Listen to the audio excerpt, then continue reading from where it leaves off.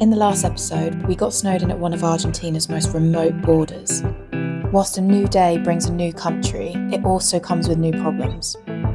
Will the Atacama Desert bring us better luck?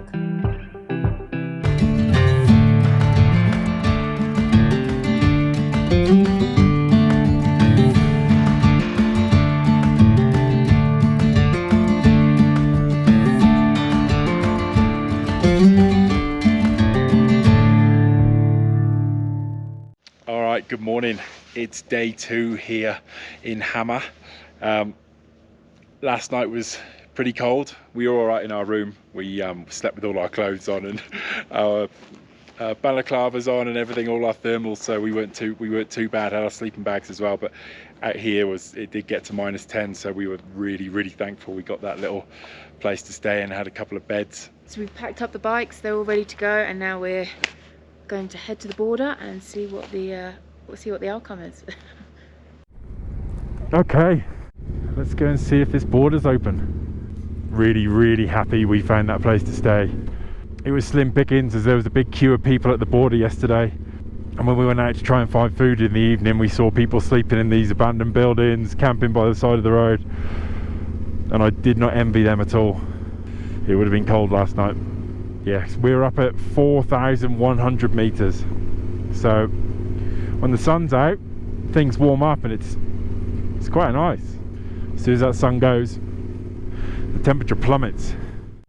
I don't want to speak too soon, but the lorries are moving. I think we are crossing the border today. Touch wood. Result, if that is the case.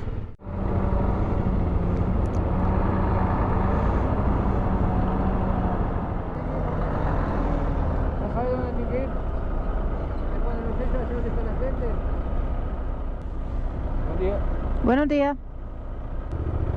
Ah, gracias. Seguile a tu compañero. Perfecto. Chao. Tell you what. It's going in the mouth. This is great news. You're crossing the border today. Yay. Don't speak too soon. Yeah, true.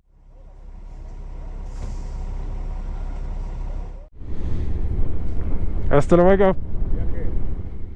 He was a very helpful border guard. We met him yesterday and he explained everything to us about the border being closed, what we needed to do, where we needed to go. Yeah, really nice guy. Hola, señor.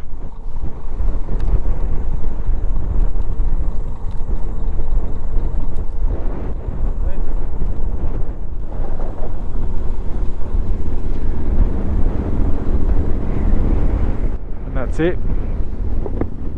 That's the end of Argentina for us. Yeah, mixed emotions. Sad to be leaving, excited to go somewhere else. Where's Matt just pulled into? What's this?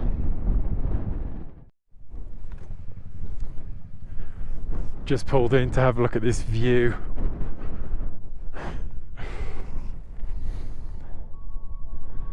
That is something else. It's windy today, isn't it? Beautiful. We're in the Atacama Desert, baby. We are.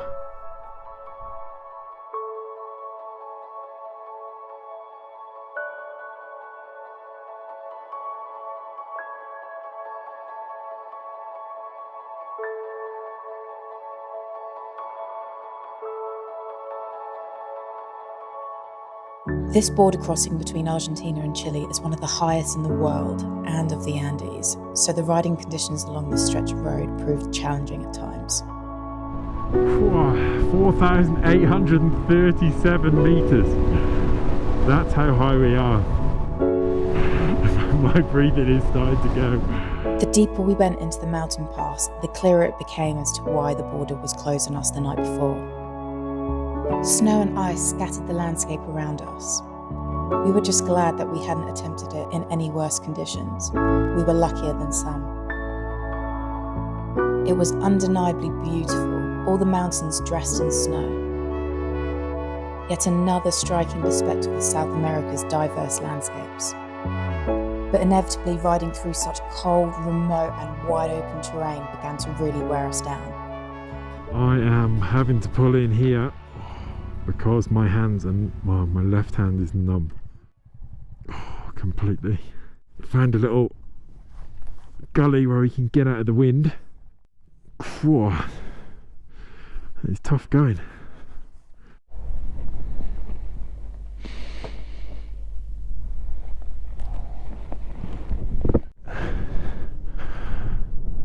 Oh, that feels amazing.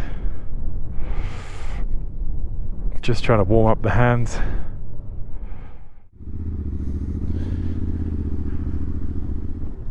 Okay, that was a much needed 20-minute stop there to get the feeling back in the hands.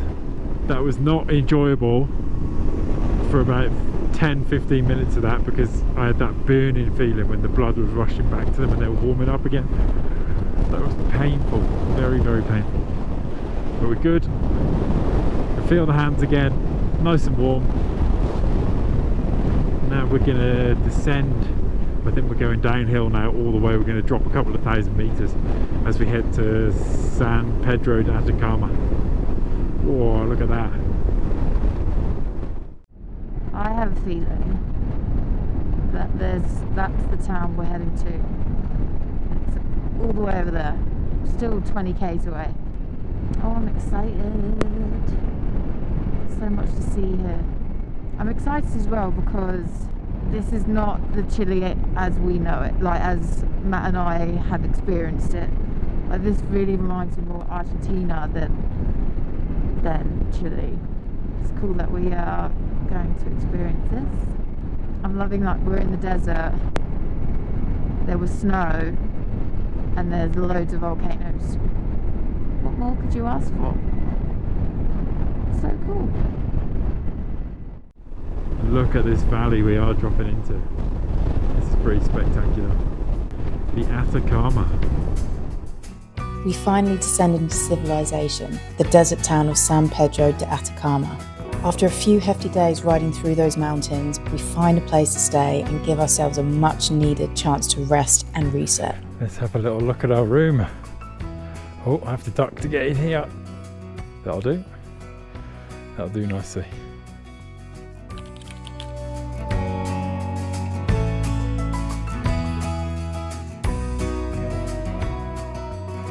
Good morning. We're in this little eco hut, which is, it's got hammocks there, it's got a little pool which isn't going this time of year because it's too cold, little compost heap. It's a beautiful little place, lovely, calm, nice place to spend the night. And the best thing of all is you won't be able to see it, but in the distance we've got views of one volcano, two volcanoes behind that tree, and there's loads of volcanoes surrounding this place, so it's really, really cool to look at. The plan for today is we're going to start exploring the Atacama Desert. It's a thing we've really, really been looking forward to. It's going to be probably one of the highlights of our trip. So we're going to get riding out of this place, start riding south a little, and over the next few days we're going to be exploring volcanoes, lakes, maybe even some geysers, we'll see. What a difference a day makes. It is hot. I feel like we're always talking about the weather. It's hot or it's cold. It's one of the two. Now, we're not going to go right because that's the way we came in yesterday. We're going to head off left down here.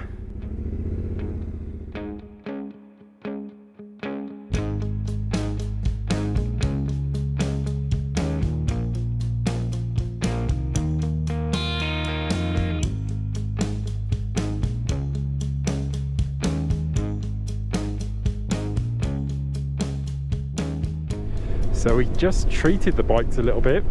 We put 97 fuel in it. For the majority of the trip we've been putting 95 in, but in Argentina I think they put 12% ethanol into their fuel, and being at high altitude the bikes were really struggling, firstly with the air but secondly with the bad quality of fuel.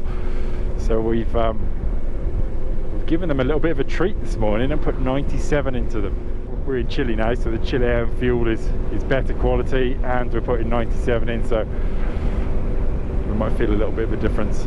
Hopefully they thank us for it. If you look just to the left there, you've got a volcano there, and on the right hand side of it, that's where we came from yesterday. That line where it meets the sky, that's 4,700 meters, 4,800 meters a little bit further back, and then the volcano is obviously a lot higher than that. And you've got another volcano down there, another volcano down there. This is a really, really cool place. I'm not gonna lie, I do not feel great today. When we were crossing the border from Argentina to Chile, God, it got really, really cold at one point, and we weren't even up there for that many hours. I think it was just enough for my body to go, nah. Very comatose last night, and I'm feeling not 100% today, which is annoying because I've been really excited about being here. So I've taken a little tablet, hopefully that will make things a little bit better. It's horrible when you feel like this when you're on the road, because you're keen to sort of push on, but your body's kind of saying, oh, I just want to go to bed. I'm hoping once we get out of the town and we start seeing some nice things, that my mind will get distracted. So beautiful here. See, distracted already. There's so many, I've never seen so many volcanoes in such a confined space. It's incredible. So in Chile there's apparently about 2,000 volcanoes, and about 25% of them are known to be active. I love volcanoes. I just think they're beautiful. We got to enjoy a proper day in the Atacama Desert. A few lagoons were closed due to cleaning, but it didn't bother us. The ride was easy, the scenery was unreal, and we were just happy to take it all in. But mid-ride, something didn't quite feel right with my bike. I got Matt to take a look.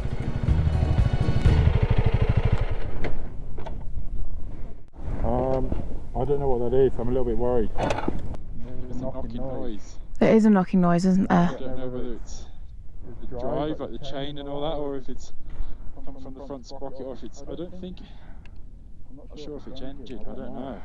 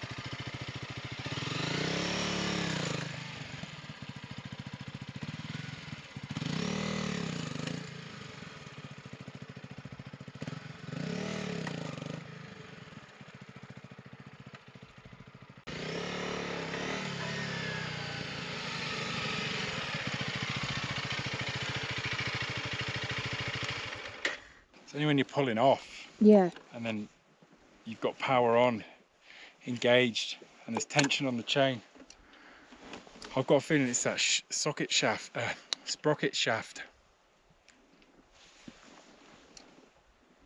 Or it's either that, or it's the sprocket moving, because it's a floating sprocket. It's either the sprocket moving on the spline. But it's clunking. What do you reckon we should do?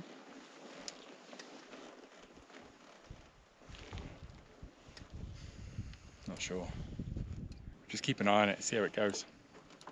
You need to keep an eye on it and see if it gets louder or stronger. Okay? Yeah. Not much we can do out here. We'll keep going.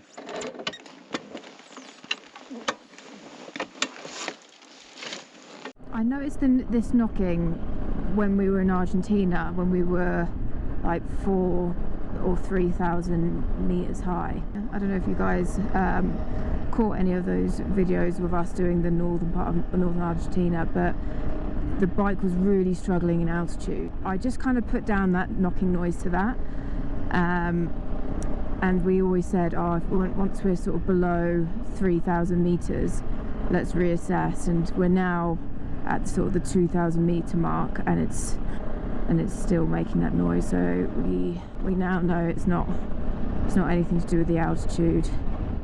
We thought it was the altitude, fuel not burning properly, rubbish fuel.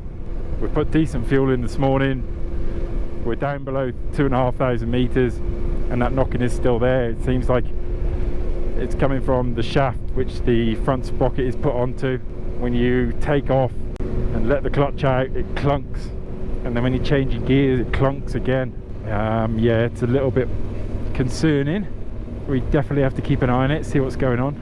But if it is coming from inside, if it's something to do with that shaft, then it's over my head, and we'll have to take it in somewhere to get it looked at. We are heading towards Antofagasta on the west coast of Chile soon, but we've got the rest of the Atacama Desert to ride, so it's not really what you want.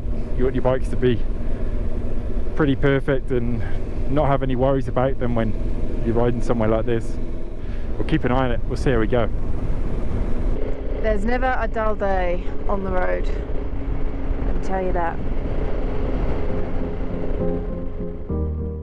Riding with a wall of showroom-worthy volcanoes on our left along the Andes, and endless desert plains to the right. The contrast was stunning. Eventually, we roll into Ushuaia, a tiny village tucked into the hills, hoping to find a place to stay for the night. Okay, so this place here that looks like hotel rooms with numbers on the doors is behind a tourist information office, shipping container. Now apparently we can't stay here because we don't work here. The guys in the office called their boss, and he said, no, we can't stay here because we don't work here. But I did cross the road. They put me in the right direction. I crossed the road, found a lady, and she's got rooms behind her house, which they're under construction, some of them are, but they actually look quite nice. With my limited Spanish, I struck a deal with her and I think we're going to stay here 2 nights, which will enable us to have a little base and go and explore some volcanoes tomorrow. Hola, bien, sí. Can we moto, sí? So we'll go up the side of the car.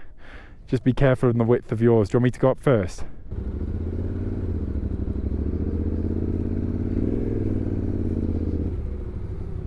This is tight. Oh, it doesn't. Don't feel so bad now if we do hit the side of the car, because it's covered in scratches.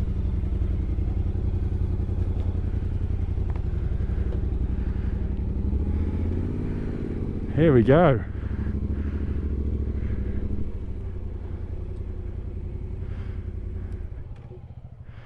There's the ones that are under construction, and then ours is in this building here. Get you a rock or a stone. That's the perfect one.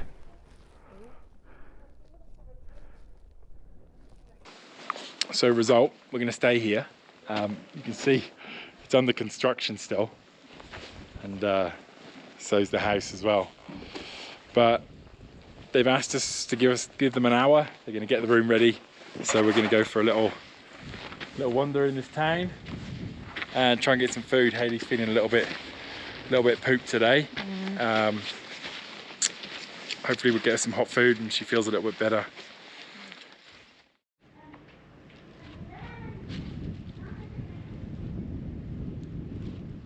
So we tried what looked like a restaurant and to get some food. Unfortunately, they're not open and not open until tomorrow. So we found a little shop. Managed to get some crisps, some crackers and some cheese. Tiny little shop. There's nothing else in this little town. So we got some snacks for now, and then for this evening we did manage to get ourselves some sardines, so it might be back to what we started with at the start of the trip, pasta and sardines, which was actually really good. Excited. So yeah, we're just going to wait here now until they put some sheets on our bed and clean the room. Happily eat these crisps and crackers. It's worked out, it's nice. So I'm just sat outside our room, and I'm on cooking duties at the moment. I'll just show you what we're having for dinner. Here's our little kitchen setup, and I've got not everyone's favourite, but I've got sardines in there and a little tomato sauce. And then I've already heated up some pasta, a couple of stock cubes and some mushrooms. So yeah, we're going to eat well tonight. It's going to fill a hole. Today went really well. First day really exploring the Atacama and the Chile side. Unfortunately, there seems to be a little noise coming from Hayley's bike. We haven't quite pinpointed what it is. Got a few ideas, but yeah, not such great news. We're going to keep an eye on it, see how it goes.